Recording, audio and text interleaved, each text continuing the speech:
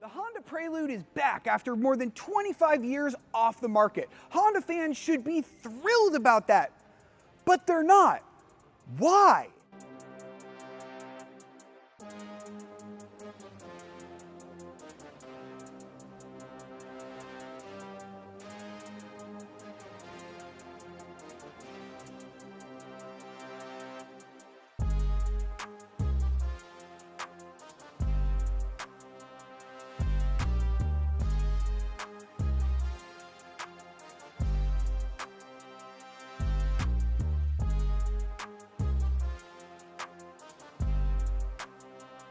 The reason why people are upset can't possibly be because of the styling of this car, right? Honda did such a good job here, it almost looks like this could be a budget Porsche. You even have your cursive Prelude font here that looks like it came straight off of a 911 Carrera. So I love what they did here with the design. You cannot tell that this is related to the Honda Civic in any way, shape, or form, even though the two actually share a platform. I'm loving this double bubble roof. I'm loving the roof line. I actually really love the pop-out door handles that pop out automatically when you walk up to the car with the key. I love the wheels, I love the suspension and tire package, which we'll talk about a little bit later, and even the front end doesn't look anything like the current Civic. It's sharper, it's more angular, so they did a really nice job here, and all of the comments that I've gotten on this car in real life have been positive. I've taken this car to the gym, and people both young and old have given me nice comments on it. It seems to only be people on the internet that don't like it. So let me bust up my laptop and try to remind myself what people don't like about this car. So let's see if we can glean from the comments why people aren't too excited about this car. All right, Honda sitting at 200 horsepower for 30 years. All right, they want more power. 200 horsepower is a joke for what they're marketing it as. Again, power. 40K for a hybrid Civic with a CVT. It's not a CVT, but okay. Slow CVT, not exciting. It's not a CVT, but okay. No manual, no deal. All right, you want a manual. Why not put the Type R engine in it? All right, I think I'm starting to see the trend here. So from those comments, I can glean that those people want a small, semi-affordable car from Honda, and it's got to have a manual transmission. Honda has a history of making cars like this. So to find out where they went wrong with the Prelude, we've got to go back to the beginning. One of the most legendary cars that Honda ever made. This is an Integra Type R, specifically an Acura Integra Type R. Now the Acura part is important because while the rest of the world got this car in 1995, it took 2 more years before Honda decided to bring this car over to America. But it wasn't badged as a Honda. We got it as an Acura. Now it lost 2 horsepower on the way over here. The VTEC 4-cylinder engine under the hood now made 195 horsepower instead of 197. Did that really matter? No, not really. This car was still unbelievably fun. It was lightweight, it was still relatively affordable, and crucially, it revved to 8,000 RPM. Rev, still rev. It just keeps revving. No wonder why people loved this car. It's a buzzy little bee. I love it. As much as I love driving this car, and trust me, I do, I think if Honda or Acura tried to make a car just like this today, everybody would complain that it doesn't have enough torque, that it feels too tinny, and then they'd wonder, where's the Apple CarPlay? And that just begs the question, why can't they just get excited about the future? Why can't they get excited about the Prelude? Despite how great this car was and how well everybody talks about it now, Acura only sold about 2,700 of these in the US over those 4 years, and Acura has never offered another Type R model since. Every performance Acura since has worn a Type S badge. But while the Type R name ended here for American enthusiasts, it didn't end everywhere else, because as you might have seen here in the background, this is also an Integra Type R. But here at the front, you'll notice it doesn't have an Acura badge. it has a Honda one. That's because even though the Type R name didn't continue in the United States, it kept going in Japan and in other markets. This is one of the cars that Honda kept selling. It's also an Integra Type R, but it's the Honda Integra Type R. And unlike the Acura Integra Type R, this DB8 model has rear doors, making it a little bit more practical. And this is just one of many Honda Type R models that you could buy outside of America, and it is really cool. But there are a whole lot more. A lot of people don't even know this, but Honda even made a Type R version of the Accord. Look how cool this car is. It had Recaro seats, a manual transmission, it even had a wing at the back. And we didn't even know it because the internet was barely a thing. Honda was giving us FOMO and we didn't even know about it. And while this one isn't actually a Type R, the name Type R actually began with the NSX. And Honda kept going with the Integra Type R in Japan, and we kind of got that model in the US, but not really. So Acura never officially replaced the Integra Type R here in the United States, but we did get another model called the RSX, which was called the Integra in other markets. We did get a cool Type S version, but they got a cooler version badged as a Type R. And that's pretty much how it felt to be a Honda fan for the next 20 years or so. It was like waking up on Christmas and your friend got a BMX bike and you got socks. And don't even get me started on the Civic Type R. This is probably the coolest Type R of them all, and they made these for years without America getting a single one, until American enthusiasts just begged Honda so hard that the company had to relent and finally give us one. In 2017, Honda finally gave us a Type R. This one, the FK8. The first turbocharged Type R, 306 horsepower, all going to the front wheels, which you might think would be somewhat of a disaster, but Honda had that handled with a helical limited slip differential up front. That made it the fastest, at the time, front-wheel drive car around the Nürburgring. That's important when you're talking about hot hatches like this one. It also had some of the best steering to this day that I have ever felt in a front-wheel drive car. And not just great steering, great suspension, and one of the best shifters ever put in a car. Not just the best shifter at this price point, one of the best shifters, period. Yes, I'm even talking about shifters from companies like Porsche. I think this Honda one might be even better. And the best part about this is you get it all in a hot hatchback. It's got a back seat, it's got a trunk, and if I take it out of Type R mode and put it into comfort mode, it's got adaptive suspension, which means it's comfortable and I can drive it every day. America's first taste of the Type R was so good, I actually offered to buy the press car from Honda. It was also good enough to spawn another generation, the FL5, and an Acura version called the Integra Type S. Honda finally made up for all of those years that we didn't get the Type R. Now you'd think Honda would want to follow this formula for all future performance cars. So what exactly happened with the Prelude? Even though Honda has one of the best manual transmissions in the business, the Honda Prelude comes without a transmission at all. It's a two-motor hybrid system just like the one that you get in the Civic, which is a little bit weird and requires some explanation. There's a four-cylinder engine under the hood. It makes 141 horsepower and 143 pound-feet of torque. But those numbers are not important because the engine doesn't really drive the wheels. The engine can drive the wheels in certain circumstances using a clutch pack, but this car doesn't actually have a transmission. So if you hear anybody say that it has a CVT, you can quickly correct them. This car does not have a CVT. Let me just say that about 100 more times. It's not a CVT. It's not a CVT. It's not a CVT. Now at this point you might be wondering, if it doesn't have a transmission, how exactly does the Prelude work? Well, you have two electric motors that combine to produce 200 horsepower and 232 pound-feet of torque. Everybody's hung up on that first number because 200 horsepower is only about 5 more than the old Type R had, and it's the same amount of horsepower as the last Prelude had.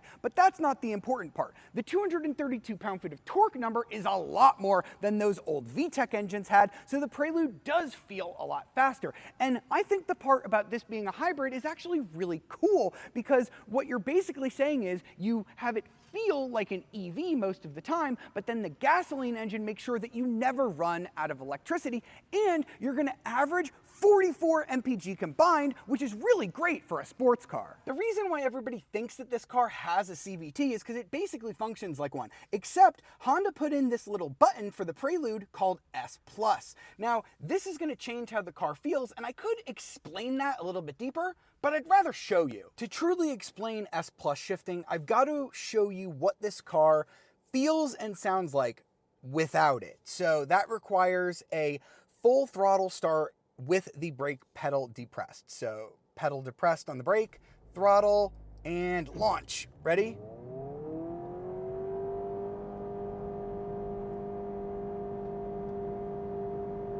Sporty.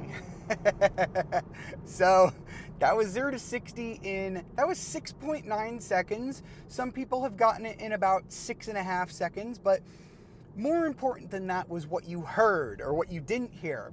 You didn't hear any shifting, because I've mentioned it about a dozen times, but I'll say it a dozen more times. This car does not have a transmission. So the engine just picked one maximum optimal RPM and stuck there because it stayed in its power band and said, and this is the good power band to produce the most power, and that gives you the best acceleration. It doesn't exactly give you the most pleasant audio engine note, and it really sounds like an old CVT, and that's why so many people think that this car has a CVT when it doesn't have a transmission at all. And, 6.9 seconds is all right. It's, not going to win too many drag races, but remember, over 44 miles to the gallon is pretty good, but that sound really isn't that great. But I will say this, you're not really going to hear it that often, because the only way that you're going to get that sound is if you're doing what I just did, brake torquing it and flooring it off the line. If you just accelerate flat out normally, you get this.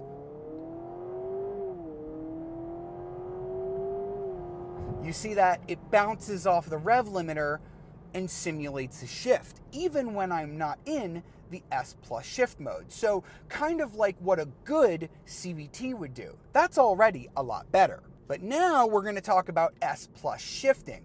S+ shifting, this is where things really start to get fun. So I click this button, and now instead of that kind of power charge gauge, I have a normal tachometer. So I can let it do its own thing, or I can take control manually with the paddle shifters here, and now I can shift it myself. It's simulating 8 gears, and what it's doing is it's telling that engine to rev and slow the car down using engine braking, and it feels like I'm driving a car with an automatic transmission. I get engine braking and blipping of the throttle. It sounds pretty cool, right? It's pumping a little bit more engine note in as well while I'm in sport mode. It works independent of your drive mode, so you could use this in comfort mode, in GT mode. You don't have to be in sport. And it is really making this little back road that I have here a little bit more exciting. Now, is this system perfect? No. It's not quite as precise as I'd like it to be. It doesn't stay in manual mode. That's something that I don't like. Honda said if it were to stay in manual mode, that wouldn't be the most efficient way of driving it. And, efficiency was the goal of this car. And I kind of gave them a look and said, this is a sports car. Are you serious? And that was a little bit of a boring response. But am I having a lot more fun in this car than I would in a normal Civic Hybrid? Absolutely. This car has Type R suspension. I can chuck this thing into a corner and know that I have way bigger brakes than are necessary to stop a car with 200 horsepower. This thing handles so great with these tires and this suspension and this brakes. Oh my goodness. And the steering is fantastic. This is a great handling car.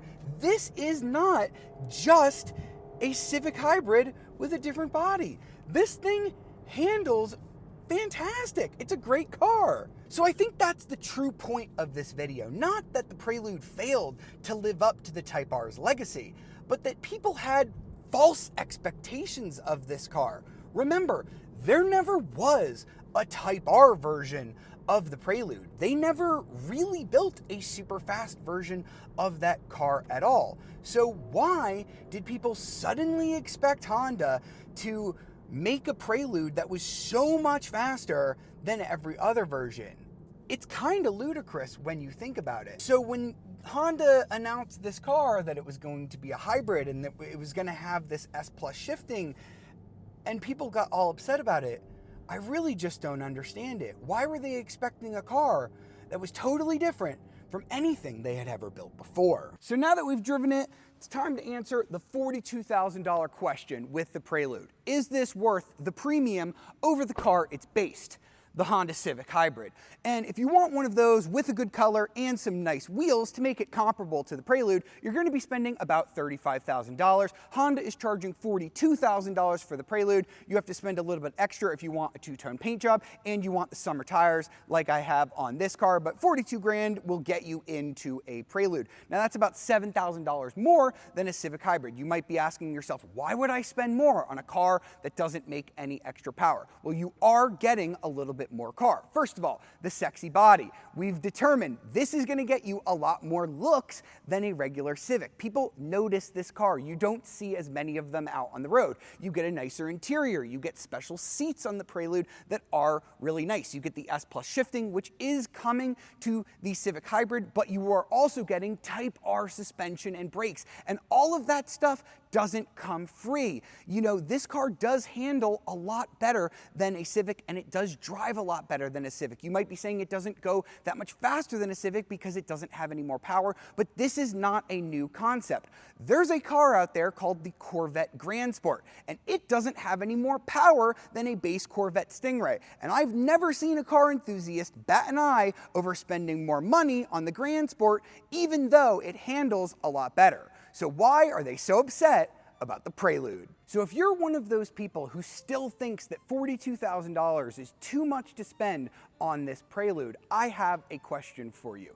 Did you buy a Honda Civic Si Coupe the last time that Honda offered one? Because fewer than 4,000 people did the last time Honda offered it, which is not a lot of people. Honda intends to sell about 4,000 Preludes a year, meaning that this will outsell the Civic Si Coupe if it meets sales expectations, which it is slated to do. And after driving the previous Type R and the old Integra Type R, I have come to a conclusion. This was never supposed to be a Type R. Honda never made a Prelude Type R. So for all of the people who are undoubtedly going to comment saying that this should have been a Type R, I just have one thing to say to you. You probably need to go and take a history lesson because Honda never built this car to be the fastest model in their lineup. That's what the Civic was for, that's what the Integra was for. And if you want a really fast car from Honda or Acura, there are currently two models out there that will do that for you. You can go buy a Civic Type R right now, you can go buy an Integra Type S right now, and both of those are pretty expensive. If Honda were to build a Type R version of this Prelude, it would cost even more than $42,000. And if you already have a problem with the price tag of this one, would you really be happy if it was more expensive? I'm not so sure.